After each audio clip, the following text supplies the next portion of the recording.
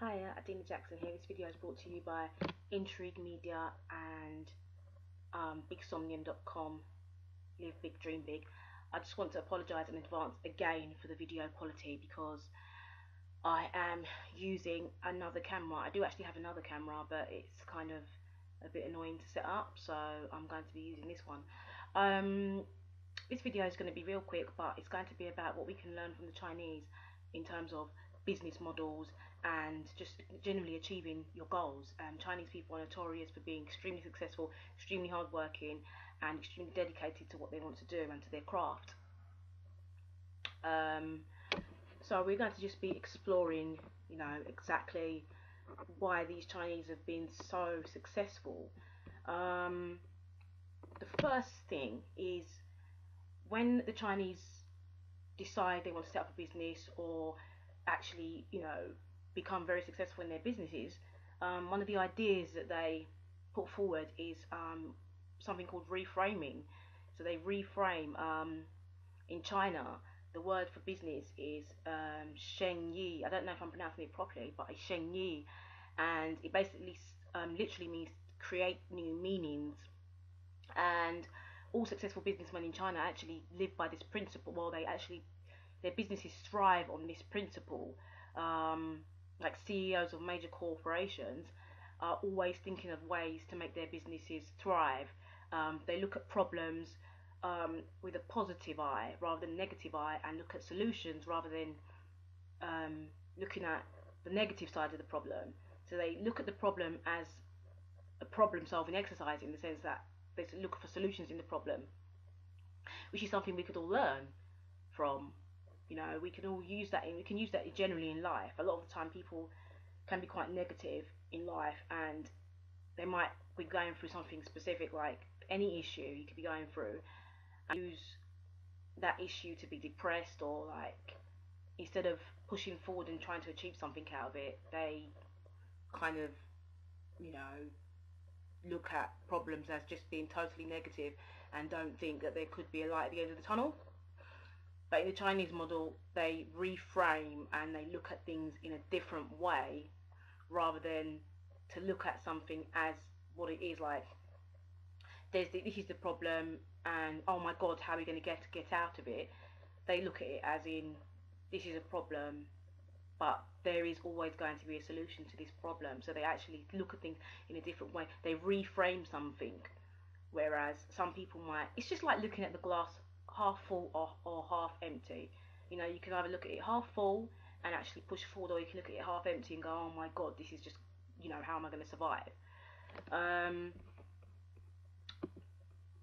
Yeah, so that's one part of what you could actually take from the Chinese business model. The next thing is actually send. In China, the most successful businessmen and women and leaders, they're very aware of the power of yin and yang, as in positive and negative. They understand that there's positive and negative in every business, and they don't just sit back and ignore the problems within their business, but they're actually constantly looking for solutions and ways to rise above the negative. They never display signs of desperation in business or generally in life. They work hard to change negative aspects with integrity and grace, which is something that we could all do and learn from. Instead of looking at negatives and stressing about problems within our business or our lives, we need to sit back and focus on a solution to that problem. And the Chinese people do this very, very well, generally in life as well. And I've spoken to quite a few businessmen in China, and for example, a chairman of a fund management firm in China basically illustrated that for him, the mindset of transcendence can drive organizational success. Like, he reads extensively, and he actually looks at other businessmen and women who have been successful, and he learns from that, instead of just looking at people and going, oh, I wish I could be like that. I wish I could achieve such greatness. He also, this particular person I actually spoke to, also regularly imagines himself handling crisis, like things within crisis, crisis within business, um, and he doesn't, deal with that with like a state of desperation. He actually looks at it and thinks, okay, what can I do out of this? The Chinese people are excellent at doing this. Chinese business leaders, they are amazing at listening. They have excellent listening skills, and they believe in trust and respect in business and in life. And if people trust and respect you, your business will always thrive. Build good business relationships and listen to your customers and your audience and your business competitors, and work to create new ideas and new and effective ways of running your business, rather than just like looking at an issue, a problem within your business, and being like, oh my god, how am I going to deal with this?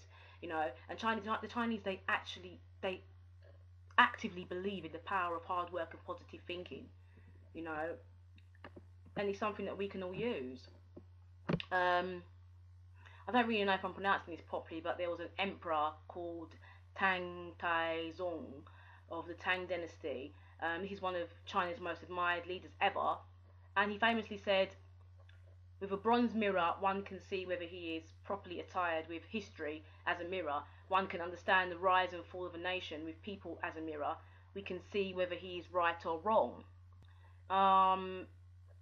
And like, well, just about 14 centuries ago, Tang basically said the importance of talked about the importance of perspective taking for leaders and success. And this whole ideology is still relevant today, and it's essential for, generally for change in leadership.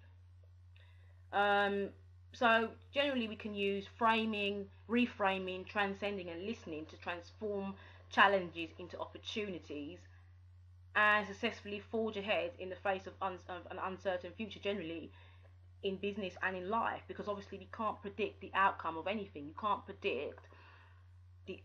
predict your life. You can't necessarily predict, even though you can actually try and create your reality, you can't predict everything. So obviously your future is uncertain, but you can do whatever it takes to try and make your future what you want it to be. um, so we can use, basically, the bottom line is we can use these Chinese principles and apply them to our own lives and businesses.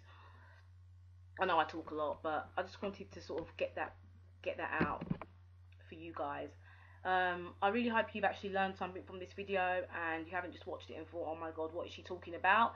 I'm going to be doing loads more videos, inspirational videos, to help you in business, in life, to try and just get you through times when you might think, this is ridiculous, how am I going to get through this?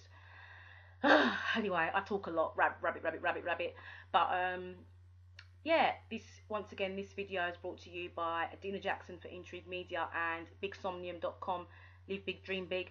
I actually have wrote an extensive article about this particular topic, what we can learn from the Chinese. You can go to this article by clicking on the link below, and also you can check out a couple of my other articles on Hub Pages, which is going to be in the link below as well.